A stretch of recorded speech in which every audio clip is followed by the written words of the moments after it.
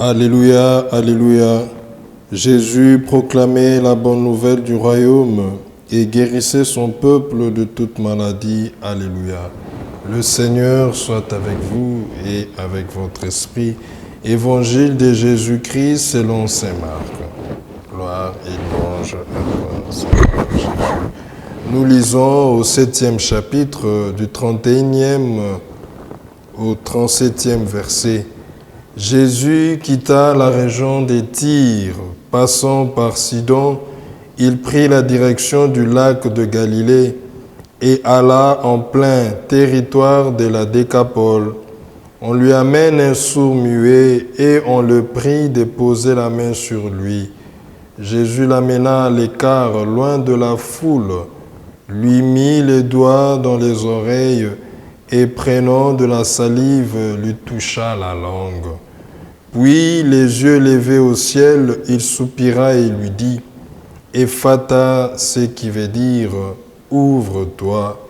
Ses oreilles s'ouvrirent, aussitôt sa langue se délia, et il parlait correctement. Alors Jésus leur recommanda de ne rien dire à personne, mais plus il leur recommandait, plus il le proclamait.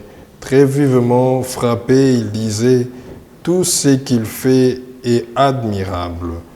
Il fait entendre le sourd et parler les muets. » Acclamons la parole de Dieu. Louange à toi, Seigneur Jésus. Chers frères et sœurs, shalom. Aujourd'hui, dans l'Église universelle, nous célébrons le 23e dimanche du temps ordinaire. Et la liturgie de ce jour s'ouvre avec cette parole du Seigneur dans la première lecture qui s'adresse à son peuple en ces termes. « Dites aux gens qui s'affolent, soyez forts, ne craignez pas, voici votre Dieu, c'est la vengeance qui vient, la revanche de Dieu. Il vient lui-même et vient nous sauver. » Ces belles paroles s'adressent à nous aussi aujourd'hui. Nous qui sommes affolés à cause de problèmes de la vie, à cause des difficultés que nous rencontrons, à cause des ennemis qui cherchent notre perte, tout ce qui dérange notre quiétude, toutes les actions de l'ennemi, du diable, qui visent notre destruction, notre échec, notre humiliation, notre malheur, tous ceux qui pensent nous anéantir au nom de leurs intérêts. Le Seigneur aujourd'hui, chers frères et sœurs, s'adresse à nous qui sommes anéantis par la souffrance, par les échecs. Le Seigneur vient confirmer sa suprématie en nous réconfortant et en nous exhortant. Soyez forts. Soyons forts, que rien ne puisse nous ébranler, ne puisse nous anéantir. Ne craignons rien puisque le Seigneur vient, il est là. La souffrance, les difficultés sont momentanées. Quelle que soit la longueur de la nuit, le jour finit toujours par apparaître, a-t-on dit. La revanche de Dieu arrivera tôt ou tard. L'injustice peut régner, mais la justice rendra toujours la gloire de Dieu. Le Seigneur promet les miracles. Les yeux des aveugles se dessilleront. Nous sommes tous des aveugles. Nous marchons dans l'obscurité, dans la perte, dans l'ignorance. Notre route est parsemée d'embûches parce que notre vision est brisée et limitée et nos oreilles n'entendent pas la voix du bonheur qui est proche de nous. Chers frères et sœurs, le Seigneur viendra ouvrir nos oreilles pour entendre la voix qui nous mènera au succès, à la réussite, au bonheur. Alors les boiteux bondira, nous qui ne marchons pas, nous qui avons des projets inertes ou des affaires qui sont improductives, immobiles, le Seigneur viendra nous faire lever et tout le monde s'étonnera de ces changements. Chers frères et sœurs, et notre bouche des muets, incapable de proclamer le bonheur que le Seigneur fait pour nous, est capable seulement d'annoncer les mal qui nous arrivent, par ses pleurs qui se transformeront en joie. Les cris des larmes se transformeront en cris de joie.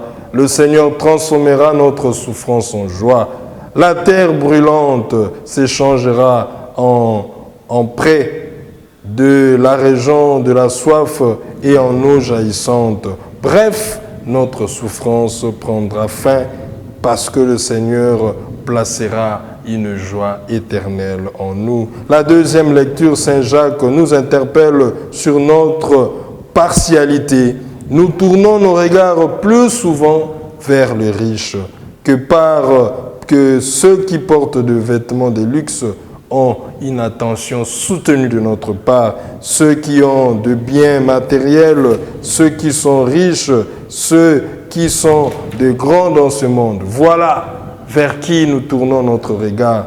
Nous jugeons les gens selon leurs apparences. La valeur d'une personne ne dépend pas de son avoir ou de son titre. La valeur d'une personne vient de sa nature, de son humanité.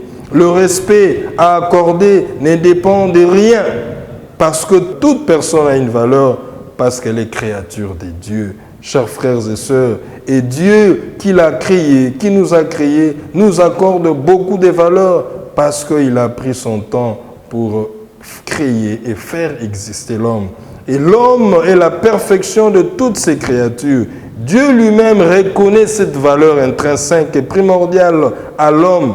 Et qui sommes-nous pour détourner cette valeur et méconnaître la valeur que Dieu donne à cet homme? Et pour concrétiser cela, la mort vient mettre à nu notre réalité. Lorsqu'on meurt, on est tous pareils. On goûte tous à la terre. Et les distinctions qui nous séparent ne sont qu'accidentelles et elles n'influencent en rien à notre fin. Que l'on soit président, que l'on soit blanc ou noir, huissier ou bailleur, locataire, riche ou pauvre, tous on meurt. En face de la mort, on est toujours le même. La mort ne choisit pas une catégorie précise. La mort ne fait pas de distinctions. Alors, pourquoi tant d'orgueil dans notre existence? L'illusion de la grandeur peut nous pousser à croire que l'on devient supérieur aux autres. Mais face à la mort, notre fragilité s'expose. Inutile de se croire supérieur et de se considérer comme un Dieu. L'homme reste et demeure toujours limité et fragile. L'argent, le pouvoir, l'avoir, l'être n'altère en rien notre nature pécheresse, notre nature humaine. On reste toujours aime. Et pour conclure dans l'évangile, Jésus accomplit un grand miracle. On lui amène quelqu'un qui avait des difficultés pour parler.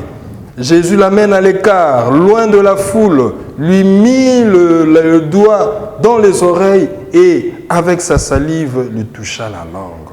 Le miracle effectué consiste à faire parler un sourd pour qu'il proclame la bonne nouvelle de Dieu, pour qu'il proclame les merveilles que Dieu accomplit dans sa vie. Qu'est-ce qui l'empêchait de parler de Jésus? Les plaisirs du monde, le problème de la vie et consorts. Voilà pourquoi Jésus opère le miracle en commençant d'abord à les mettre à l'écart de la foule. Voilà la première démarche à entreprendre dans la foi. Être à l'écart de tout ce qui nous éloigne de Dieu. La foule n'a pas d'âme. Être à l'écart du péché, à l'écart de mauvaise compagnie, loin des désirs envieux.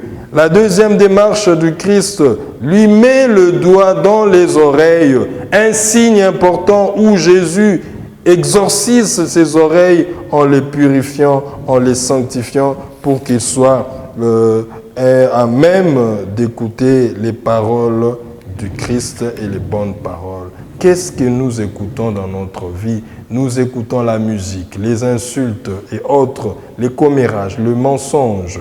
Mais aujourd'hui, le Seigneur vient pour sanctifier nos oreilles. Mais nous n'avons pas assez de temps pour écouter la voix du Seigneur qui parle en nous. Dans notre cœur, nos oreilles sont tournées vers la recherche de biens matériels, de l'argent, de pouvoir. Mais nous ne prenons pas le temps pour écouter la parole de Dieu, les problèmes des autres. Nous n'écoutons que nos problèmes. Que ce que nous écoutons à longueur de journée, souvent nous sommes égoïstes. Et aujourd'hui, demandons à Jésus de venir toucher nos oreilles pour nous sanctifier. Jésus touche sa langue avec sa salive. Cela veut dire que le Christ le transforme, fait de lui son témoin. Il sera dorénavant capable de parler de Jésus, aussi de dire des bonnes choses dans sa bouche. À quoi nous sert notre bouche? Au lieu de sortir n'importe quoi, au lieu de parler des autres en mal, Jésus veut aujourd'hui nous transformer, que nous devenions de témoins de sa parole. Et le Christ termine en nous invitant à la discrétion. Ne dites à personne. Il faut apprendre à être discret dans sa vie. La discrétion nous protège et nous met à l'abri. Prions aujourd'hui pour que le Seigneur nous sauve et fasse de nous ses véritables témoins. Amen.